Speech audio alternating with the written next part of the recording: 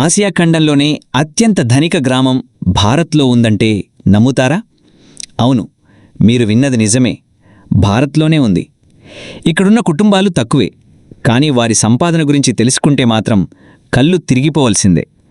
ప్రతి ఇల్లు ఒక కోటీశ్వరుడిదే అంటే ఆశ్చర్యం కలగకమానదు.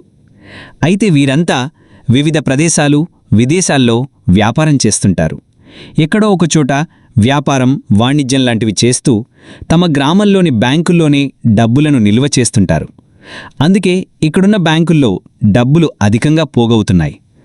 అక్కడి విలేజ్ని చూస్తే ఆశ్చర్యం కలుగకమానదు. విలేజ్ అంటే స్ఫురణలో మెదిలేది పూడి ఇళ్ళు లేదంటే గుడిసెలు. కానీ ఇక్కడున్న ఇళ్ళు చాలా రిచ్గా ఉన్నాయి. అదే గుజరాత్ రాష్ట్రంలోని మధ్పర్ గ్రామం. ఆఫ్రికన్ దేశాల్లో వీరు ఏం చేసేవారంటే, మధ్పర్ గ్రామానికి చెందినవారు ప్రధానంగా ఆఫ్రికన్ దేశాల్లో వ్యాపారం చేస్తున్నారు.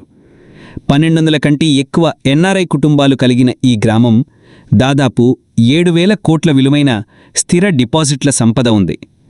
ఈ నిధులతో వీరు గ్రామాన్ని అన్ని విధాలుగా డెవలప్ చేసుకుంటున్నారు. రోడ్లు, పారిశుద్ధ్యం, విద్యాలయాల ఏర్పాటు వంటి వాటితో సహా అనేక కార్యక్రమాలకు వినియోగిస్తుంటారు. వీరి ఆర్థిక విజయానికి తమ ప్రాంతంపై ఉన్న ప్రేమనే అని ఆర్థికవేత్తలు విశ్లేషిస్తుంటారు. విదేశాల్లో ఉన్నా కూడా చాలామంది తమ డబ్బులను, ఆర్థిక లావాదేవీలను మధ్పర్ గ్రామ బ్యాంకుల నుంచే కొనసాగించేందుకు ఆసక్తి చూపుతున్నారు.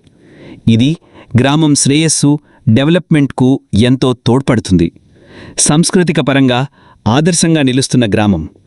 కేవలం ఆర్థికంగానే కాకుండా సంస్కృతిని కాపాడుకోవడంలో కూడా గ్రామస్తులు ఆదర్శంగా నిలుస్తున్నారట.